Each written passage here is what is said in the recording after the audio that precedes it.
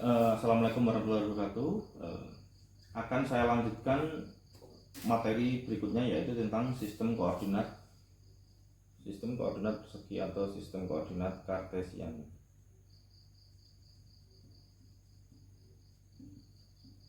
Ya. Jadi di dalam sistem koordinat persegi atau sistem koordinat kartesian, jumlah diferensial itu adalah menyatakan apa? Menyatakan adalah perbesaran atau pertambahan suatu besaran, atau yang disebut dengan perbesaran itu adalah besaran skalar dan vektor, yaitu dengan jumlah yang sangat kecil, mendekati nilainya adalah mendekati nilai 0. Jadi bisa dituliskan dengan huruf D saja, ya kan? Nah, huruf D itu di depannya nanti memberikan setelah simbol D diikuti oleh simbol besarannya. Misalkan kalau di sistem diferensial dari koordinat X ya berarti dx, kalau panjang ya dl, dan kalau luas adalah ds, dan volume adalah dv. Nah, ini nanti secara berurutan komponen-komponen ini nanti menjadi sebuah perpanjangan dari jumlah diferensial dalam sistem koordinat persegi. Secara ilustrasi di gambar agar lebih mudah dipahami adalah seperti ini. Mari kita gambar dulu sumbu-sumbu X, Y, dan Z nya ya. Jadi ini adalah sumbu X, Y, dan Z. Nah, sumbu X, sumbu Y, dan sumbu Z. Nah, misalkan saja di sini adalah bagaimana kita mencari titik perpotongannya adalah di sini perpotongan. Misalkan saya anggap bahwa di sini adalah perpotongan dari poin titik, misalkan P, X, Y, Z. Nah, titik P ini bagaimana menggambarkannya pada bidangnya masing-masing? Kita tarik garis yang sudah saya katakan di materi sebelumnya bahwa dia adalah komponennya tegak lurus dengan bidangnya masing-masing. Kalau X ya dengan bidang X-nya, kalau Y dengan bidang Y, dan Z dengan Z-nya. Jadi saya katakan bahwa di sini adalah titik P. Berarti di sini ini adalah yang saya katakan titik-titik yang bisa ditarik garis lurusnya menjadi sumbernya yang tegak lurus dengan bidangnya. Misalkan di sini adalah perpanjangannya adalah sumbu vektor L ya maksudnya. Jadi di sini saya gambarkan dengan garis biru bahwa dia di sini ada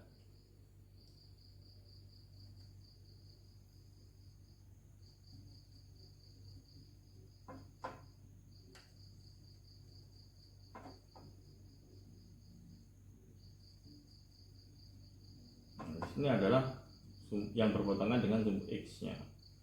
Yang dengan Y-nya adalah menjadi seperti ini. Bagaimana dengan Z-nya? Z-nya adalah seperti ini.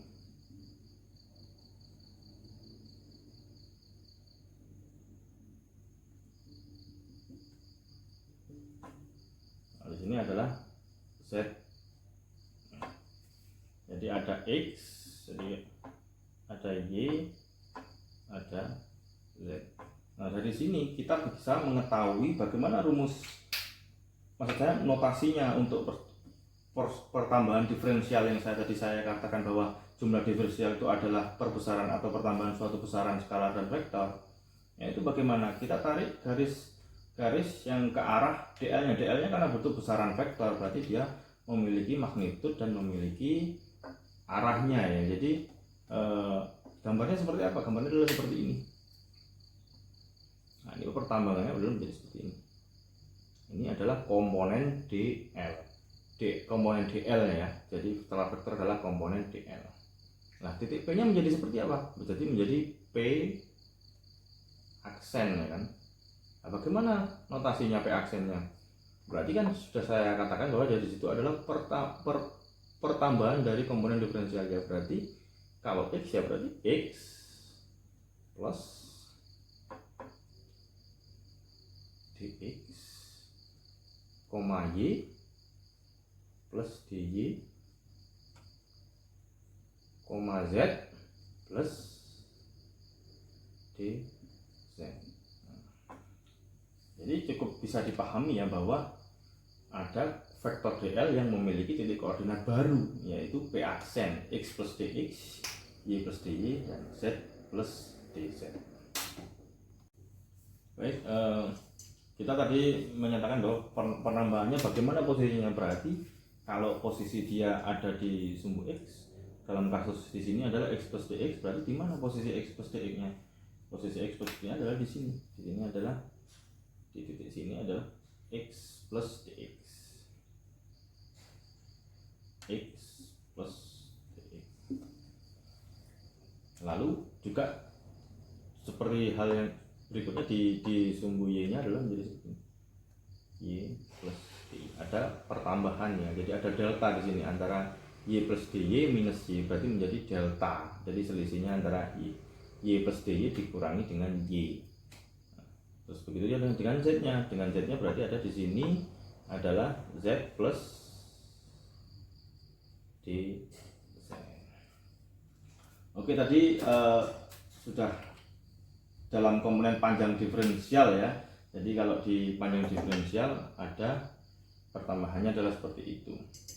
Sekarang panjang diferensial menjadi seperti apa? Komponen panjang diferensial berarti adalah komponennya ada 4, yaitu komponennya ada dx, dy, dz, dan dl, di mana nilai dl-nya adalah menjadi akar dx kuadrat plus dy kuadrat plus dz kuadrat. Ya, karena ini merujuk dari proses perpanjangan jadi vektor p aksen tadi. Bagaimana rumus luasannya? Rumus luasannya adalah menjadi seperti ini. Luas diferensialnya, luas diferensial. Nah, luas diferensialnya bagaimana rumusnya? Berarti kita kan lihat komponen-komponennya tadi kan sudah jelas bahwa komponen luas diferensialnya berarti ada berapa? Ada 3 ya. Komponen yaitu apa saja? ds terdiri dari apa? Dx kali dy. Ini kali ya, bukan dot ya. Dx kali dy, dx kali dz. Ini koma ya. Dx dy, dx dz, dy dz. Jadi ada 3 komponen. Begitu juga volume. Volumenya berarti rumusnya bagaimana? Rumusnya volumenya adalah menjadi seperti ini.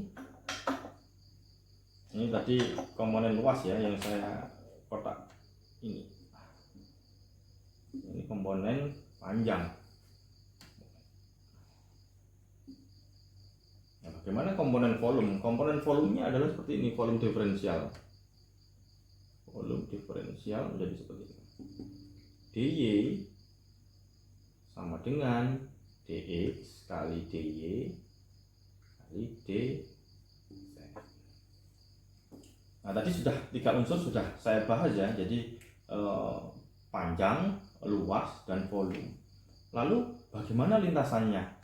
Ya, kan vektor itu memiliki nilai lintasan yang bergerak. Jadi bayangkan sebuah elektron dia pada sebuah ruang dimensi 3 dalam koordinat kartesian ya, itu bergerak dalam lintasan sistem koordinat persegi. Rumusnya menjadi seperti apa? Rumusnya lintasan diferensial adalah seperti ini.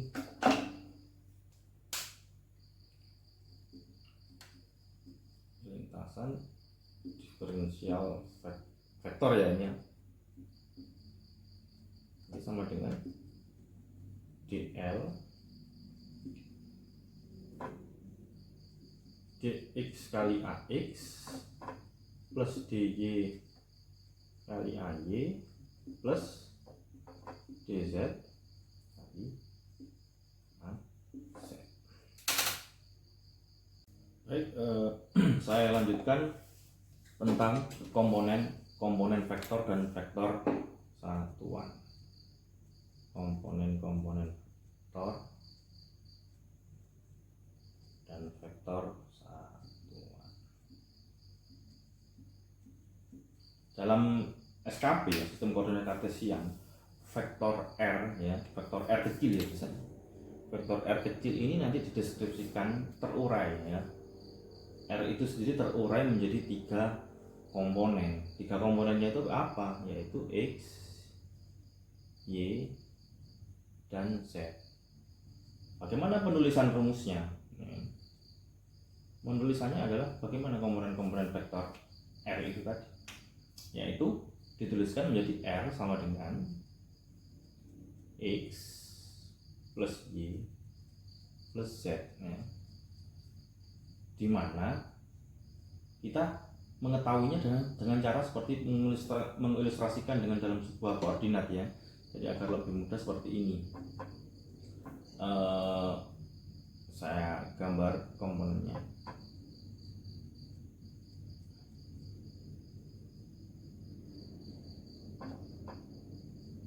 Ini ada sumbu X, sumbu Y, dan sumbu Z.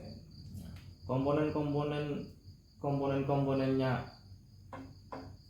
R yaitu X, Y, dan Z itu di dalam perumusannya adalah menjadi seperti ini. Bagaimana unit vektor satuannya menjadi ini. Kalau X ya berarti unit vektor satuannya adalah A X. Kalau Y adalah AY, dan kalau di maksud saya ini Z ya. Kalau Z adalah menjadi A. Nah, tadi saya katakan komponen-komponen vektor dan vektor satuan. Jadi vektor satuannya adalah AX, AY, dan AZ.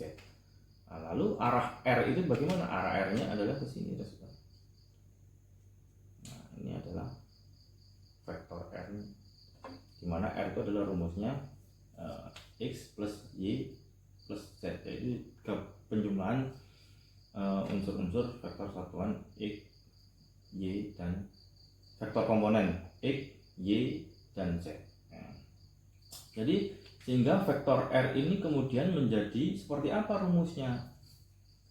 Kalau ternyata di sini ada unit-unit vektor komponennya yang terdiri dari AX, AY, dan AZ. Penulisan rumusnya adalah menjadi seperti ini. R sama dengan X AX plus Y AY plus Z AZ. Jadi besaran skalar X, Y, dan Z itu disebut dengan skalar komponen. Disebut dengan skalar komponen.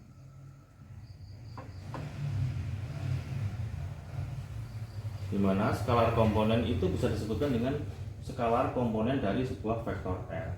Sedangkan kalau AX, AY, dan AZ adalah vektor satuan.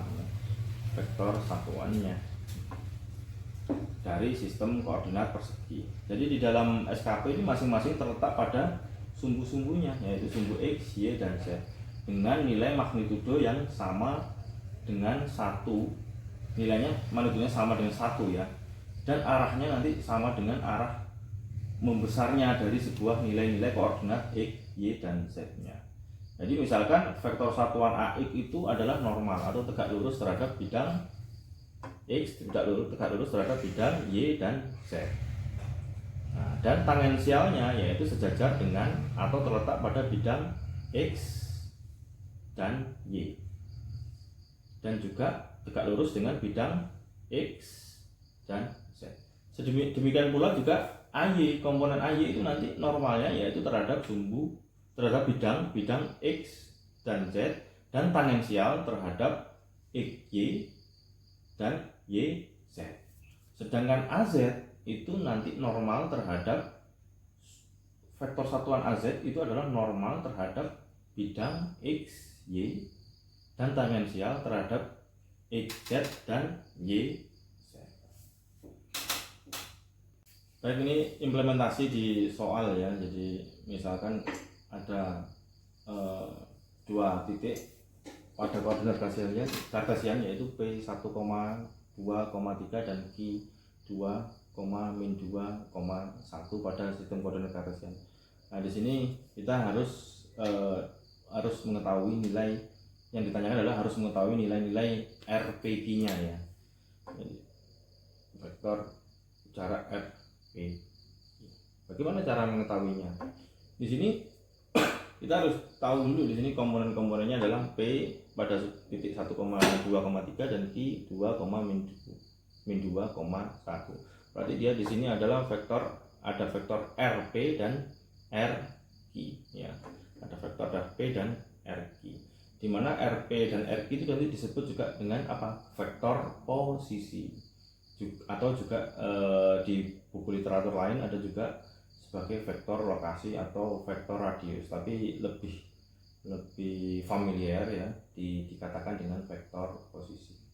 Lalu bagaimana menentukan nilai untuk mengetahui nilai R resultannya ya, dari resultan RPQ-nya itu berarti kan antara apa? Selisih antara nilai vektor posisi RQ dikurangi RP. Nah, permasalahannya kita harus tahu dulu persamaan RQ dan RP dalam sistem koordinat kartesian. Mari kita telaah dengan menarik sesuai vektor komponen-komponennya, yaitu AX, AY, dan AZ. Bagaimana cara menentukannya? Kita kan udah tahu posisinya nih ya, 1,2,3 Q-nya 2,-2,1. Berarti untuk menentukan nilai RQ-nya bagaimana? RQ-nya adalah 2 AX min 2 AY plus AZ. 1 AZ ya, atau ditulis dengan 1 AZ. Nilai RP-nya menjadi AX plus 2 AY plus 3 AZ. Berarti kalau mencari nilai selisihnya tinggal mengurangkan ya. Bagaimana cara mengurangkannya? Ya RQ dikurangi RP. Nah, kita kurangkan aja dari sini. Langsung aja. Kita kurangkan menjadi 2 minus 1. 2 minus 1 berarti 2 minus 1 AX plus minus 2 AY plus 1 minus 3 AZ. Jadi jawabannya adalah AX minus 4 AY minus 2 AZ. Jadi kalau penulisannya secara umum sebuah vektor dalam sistem koordinat kartesian itu biasanya ditulis dengan, misalkan saya tulis dengan implementasi vektor gaya F ya. F misalkan. Ini saya asumsikan di sini adalah vektor F. Berarti apa? Komponennya adalah Fx Ax plus Fy Ay plus Fz Az. Nah, dari masing-masing ini adalah namanya adalah vektor komponen. Jadi lanjut ke komponen-komponen vektor dan vektor satuan ya, masih yang dengan topik yang sama ya. Jadi berdasarkan nomenklatur yang berlaku di dalam sistem koordinat persegi, maka sembarang vektor B ya. Jadi saya katakan sembarang vektor B berarti memiliki rumus seperti ini. B sama dengan Bxax plus By plus Bz. Nah, bagaimana menulis nilai magnitudnya ya? Magnitudo B berarti dituliskan dengan B mutlak atau ringkasnya bisa atau B miring ini ya. B dalam tulisan miring, karena merupakan di sini adalah besaran skalar ya. Hanya memiliki nilai saja, nggak memiliki arah. Bagaimana rumusnya ya? Rumusnya adalah seperti ini. Akar Bx kuadrat plus By kuadrat plus Bz kuadrat sama dengan atau bisa dengan B ya, B biasa. Jadi nilai saja tanpa ada arah. Vektor satuan juga berlaku untuk sembarang vektor, yaitu vektor dengan nilai magnitudo 1 dan mempunyai arah sama dengan vektor utamanya ya, vektor utamanya. Jadi digunakan misalkan notasinya itu adalah huruf kecil a, huruf kecil ya, dengan simbol vektor utama sebagai subscript ya, dimana misalkan rumusnya adalah seperti ini, misalkan AP sama dengan nilai B nya dibagi dengan nilai magnitudo B nya tadi, akar BX kuadrat plus BY kuadrat, BX kuadrat plus BY kuadrat plus BZ kuadrat. Jadi nilainya adalah seperti ini, B bagi nilai mutlak. Sehingga vektor B ini bisa juga dituliskan dalam bentuk seperti ini. Vektornya itu sama, vektor B itu sendiri. Mari kita praktekkan dalam bentuk contoh soal. Misalkan ada soal mencari vektor satuan yang mengarah dari titik pusat menuju titik G. Misalkan titik G nya adalah seperti ini. G nya pada misalkan 2, min 2, 2, min 2, minus 1 ya. Vektor satuan yang mengarah dari titik pusat menuju titik G 2, min 2, min 1 dapat diperoleh dengan menentukan terlebih dahulu sebuah vektor G nya yang mengarah dari titik pusat ke titik G 2, min 2, min 1. Bagaimana caranya? Ya kita tinggal menuliskan saja. G nya berarti sama dengan seperti apa? 2AX minus 2AY minus AC. Ya, kemudian berapa nilai magnitudonya? Nah, nilai magnitudonya yaitu jadi seperti ini. Akar 2 kuadrat plus minus 2 kuadrat plus minus 1 kuadrat diakarkan, berarti menjadi akar 9 ya.